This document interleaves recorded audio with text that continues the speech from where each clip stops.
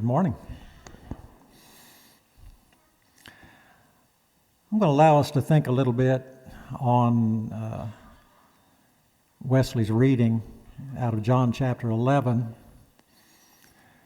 and the questions that the sisters of Lazarus put to Jesus, actually statements, when Jesus made his appearance after the death of their brother. And it's funny how people think alike, and maybe they had already discussed it. I guess they had. And what they both said to Jesus on separate occasions when they saw him, Lord, if you had been here, our brother would not have died. And because in their thinking, had Jesus been present, he could have done something. He could have healed Lazarus, and therefore no funeral. So I want us to bounce off of that just a little bit in terms of what we so often encounter of things that happen in our world and sometimes even in your own life. Have you ever thought about the questions that people ask when something happens that's tragic? And the questions that people ask very often are, well, where was God when, and you can fill in the blank. And other questions like, well, why? Why did this happen? Why did this happen to me? Why did this happen to others? And very often, these are questions that we can't answer. There is no answer. I can attempt to answer in sermons or whatever and fall far short of any success along that line. Have you ever wondered why God sometimes seems to be late? And if you wonder where I get that thought, it's from our text in John 11, because Martha said as much to Jesus, Lord, if you had been here, Lazarus wouldn't have died. In other words, Jesus, you're a little bit late, you know. And Martha, same thing. Lord, if you'd been here, where were you? You know, you're kind of late. Well, is God ever late? Jesus was late. Not that he didn't know what was going on. He knew exactly what was going on. And he had discussed it with his disciples and said that the situation with Lazarus was not unto death, but to the glory of God. And so he delayed his arrival for that reason, knowing what would happen and the questions that would be put to him and the things that would be said. But it's all for the glory of God. As you will see when you read through the rest of John chapter 11, it becomes very obvious. Now, I want to ask you, is God ever late? Are there times when you wonder, where was God when this happened? And are you ever late? Are we ever late? And if you're late, then why are you late? Well, there's a lot of reasons why it might be late. Maybe you forgot to set your alarm. All right, that'll get you. Maybe you get caught in traffic. You run late. Maybe it's just your nature to run late. I've known people who it was just their habit. And they knew it was their habit. And they'd always show up late for worship services. And they know what, it's okay. Why are we late? Well, a number of reasons. Why is God late? Is God late? Let's think about that for just a little bit. And first of all, time. The reason I even asked the question is because time is a factor. Got to keep it on time, not be late. Well, you care about time and I care about time. Does God care about time? Is God directed by time like we are? So let's think about this for just a moment. Does God care about time like we do? If God is eternal, I'm finite, I'm physical. God's not. God's eternal. Does time matter to Him like it does to me? Jesus was the Son of God, and in John 9:4, Jesus made a statement to the effect that, time is important here. He said, He must work the works of Him that sent me, because the night is coming when no one can work. So time is of the essence in that statement, and Jesus understood it very well. Now, I also know that in terms of deity and God, I don't know that God cares about time. It's important, but in 2 Peter 3, in verses 8 and 9, you understand, I understand, and Peter's making the point here with reference to God's promises, that a day with the Lord is like 1,000 years, and 1,000 years is like a day. And that's hard for me to imagine. But the point that Peter is making there is that God is not lazy concerning His promises, as some people consider laziness. Now, sometimes people are late because they're lazy and won't get up and move. Or you can't get up and move. Whatever.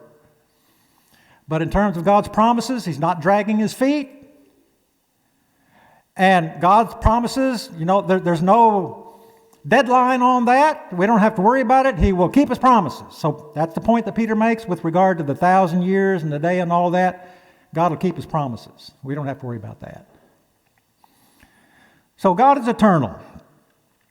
And that's not to say that He doesn't care about time, but God is eternal. We know that. You remember Exodus 3, 13 through 19 or thereabouts, when Moses was commissioned to go preach, go speak, basically. And he came up with a bunch of excuses. And when he finally consented, he said, okay, when I go, and they asked me, well, who sent you? What am I to say? Who sent me? And God says, I am sent you. And for the Israelites, let them know that I am the God of Abraham, Isaac, and Jacob, and always will be. I am. Not I was, not I will be, but I am. A statement to the eternality of God. So, is eternality affected by time? Keeping time, being on time?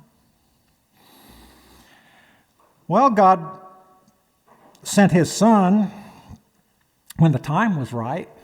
I know that. You do too. Galatians 4 and verse 4. In the fullness of time, God sent forth His Son, made of woman, made under the law, to redeem them that are under the law. When the time was right. All right, so certain things come into play, fall into place. Time is right. God sent His Son. And He had His finger on that time to know when that should be. All right, so time is important to God. Now, so I'm not suggesting that it's not, it is. But hours to God, don't mean the same as they do to me, and days and weeks and so forth. Why do God's hours not match mine? I'm on human standard time. God is on God's sovereign time. Day with Him is like 1,000 years like a day. God's promises will work out. And sometimes, not to my satisfaction, not quickly enough, because I'm on human standard time. Different thing. Time's important to people. Now, is God ever late? And are there times when He doesn't show up at all? You know, there are times when Jesus, in dealing with people, situations would come up. And Jesus would say, "My hour has not yet come." And you can trace that statement through several passages, John 2:4, John 7:6, John 8:20, probably many others. My hour has not yet come. And then it's not very long until you begin reading, His hour has come.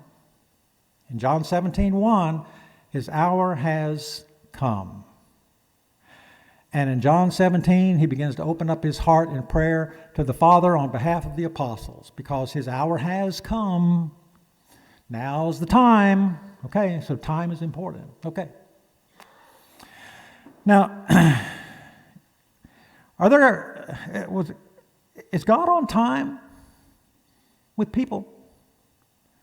Let's think about a few passages, just a few, to suggest the point that, yeah, God is on time. Exodus 14 is a case in point. Exodus 14, the crossing of the Red Sea, Israel fleeing Egypt, getting out of that slavery situation, and God is leading them out, and the Egyptians are hot on their trail.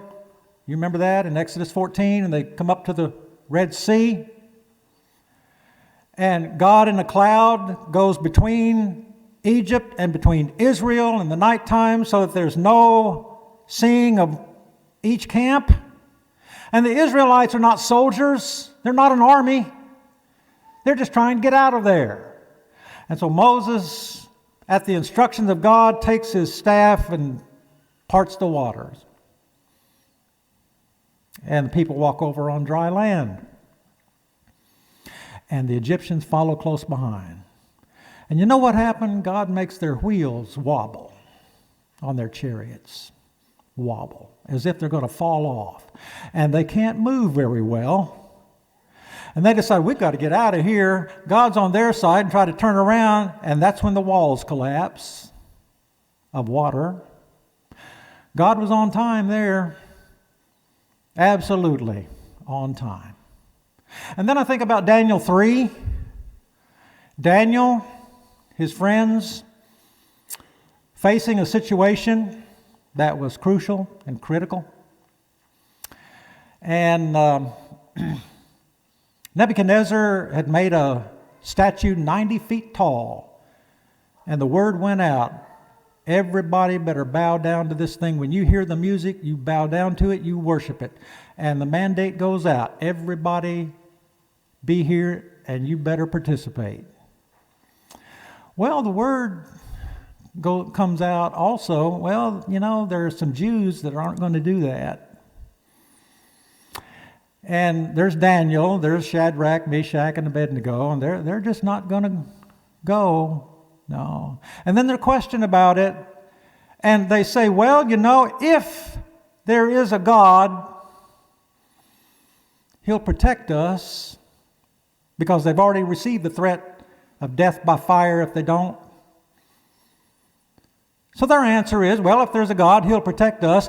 And if not, it's okay too, you know. And so the preparations are made. You know the story. The children know the story. They're thrown into the fiery pit. And Nebuchadnezzar looks in there from a distance, and he said, you know what? We threw 3 guys in there, and I see 4. There's somebody else in there. And he looks like the Son of Man, or Son of God, if you will. All right. God was on time for them. All right. Then you move over to Daniel 6. Move over to Daniel 6. And by this time, Nebuchadnezzar's dead. Darius the Mede is the new Persian ruler. And another mandate goes out. And that mandate is, all right, anybody that prays to anybody but you, Darius, we'll throw him into a den of lions. And so the mandate goes out. And Daniel hears of it, and his practice is to pray to God 3 times a day. And he goes home and he doesn't change his practice. He doesn't change his habits. He prays 3 times a day, and he's found out. And against the will and the wishes of Darius the Mede, because Darius is sympathetic to him, Daniel is thrown into the lion's den. And Darius thinks about it, and he ponders it overnight. He worries about it, and he can't sleep. And he gets up the next morning and goes to check on Daniel. And Daniel, you all right? Yeah, I'm all right. And so they lift him out of there, but then they throw his accusers in. So God was on time with Daniel, but late for his accusers. All right, so just some illustrations. Kids know these things to show. Yeah, God is on time. Now, are there times when God is late? Now think about that. And we go back to our text here in John 11 again. For the sisters here, for Martha, Jesus, you're late. Mary, maybe she had a softer tone of voice because of her nature. Jesus, you're late. Where were you? And then the other people in verse 37 talk, well, if this guy, who works miracles, could he not have raised Lazarus or healed Lazarus? And, all of that. So, yeah, Jesus was late by design. And then there's another occasion in Mark chapter 5, the daughter of Jairus, I call her Jairus. I guess it depends on where you're from as to how you might say it.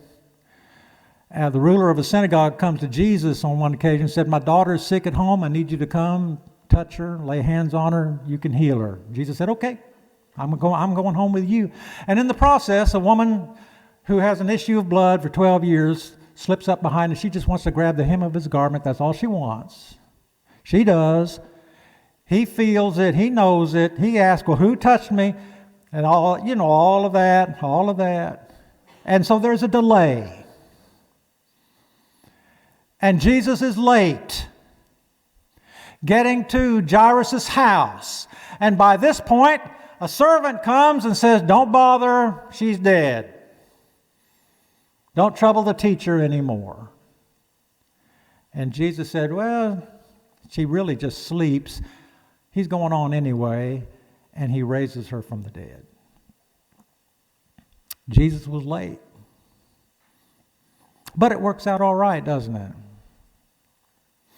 And then in Hebrews 11, Hebrews 11 is called Faith's Hall of Fame. You know that.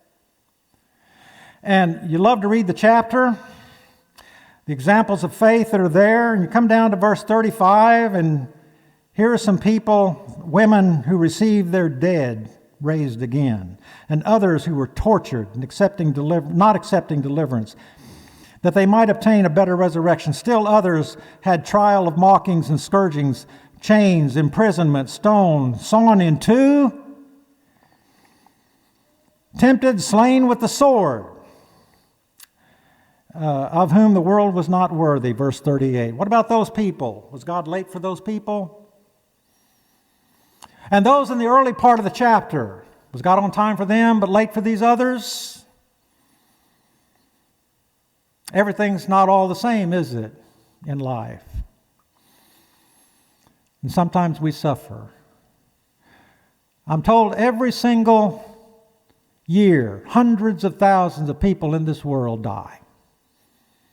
From starvation, malnutrition, earthquakes, tsunamis, things of that nature. We hardly ever hear about it. And nobody asked the question, where was God?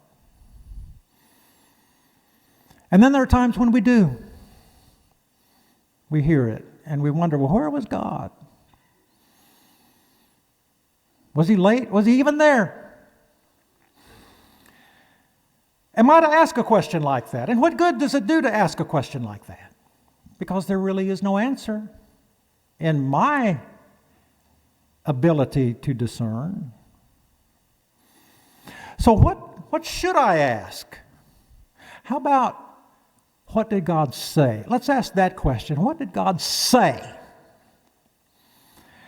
And I can peruse the scriptures and glean very quickly. Well, what did God say? Well, here's part of what he said, Proverbs 3. Trust in the Lord with all your heart. Lean not unto your own understanding. And he will direct your paths. Now, I can ponder that, and that'll get me through life, and I can't answer all the questions that people throw at me as to why this happened. Why did God allow this, and where was God when this, and all that? I can't answer that. But I can ask, what does God say? Trust in the Lord with all your heart. And 1 Corinthians 10, verse 31, whether you eat or drink or whatever you do all to the glory of God. I can remember that. And I need to think about that. And then Philippians 1 and verse 20, here's what God said, or what Paul said through the Holy Spirit. He said, whether I live or die, I will magnify Jesus in my body. Okay, I can remember that. And I can do that. And whatever happens in this world of tragic consequences, I can also remember that he who hung on the cross, the Son of God, began quoting in the very closing moments of his life, Psalm 22, my God, why have you forsaken me? And before he could get very far into it, he died. And he asked the very questions that very oftentimes we ask. Why did God do this? And I can't answer that. So yeah, there are times when it seems to us, yeah, God is late. But God is sovereign. He's on sovereign time. And trust in God no matter what. I hear people say that, and I know people who, by experience, know something about that. Trust in God, always. For some of us, this is an academic question, and for some of us, it's very personal. It's very real. And it challenges people, challenges their faith. But hold on to God. He's not slack concerning his promises, as some people consider it. He's long-suffering to usward, not willing that any should perish, but that all should come to repentance. You remember that? I didn't quote the rest of that earlier, but I am now. Not willing that any should perish, but that all should come to repentance. All right, there's your open door right there. All to come. There it is. Opportunity available to you. And God in his promises opens it up for you. And we extend that invitation always when we preach the gospel. Please come, if you will, and need to, while we stand and sing to encourage you.